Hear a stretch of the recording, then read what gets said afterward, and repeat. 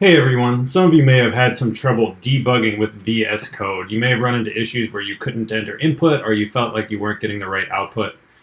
I don't know if this is happening on Windows. I do know it may be happening on the Mac. And to fix that, we have two things we have to do. First, we have to go to tasks.json and we have to add a simple task. Right? So this is the section I've highlighted. Label open terminal, type shell, give it this command, with problemMatcher. Then go back here, say terminal, run task, pick the name of that, which is open terminal. It will run, it will ask you for permissions, and go ahead and grant those, click OK. And then in your launch.json, make sure external console is set to true. Once you have done this, what will happen when you start debugging is this. It will pop up. You'll see I have a breakpoint set right there.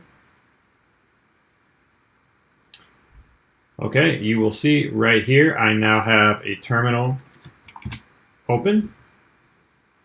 Okay, so I am actually stepping through. It's asking me for input. I can go back to this terminal. You'll see it actually says enter a value. I will enter 56. It brings me back here. If we go back, it should be giving me, well, you'll see that's how you enter output, and now you can see that everything has worked.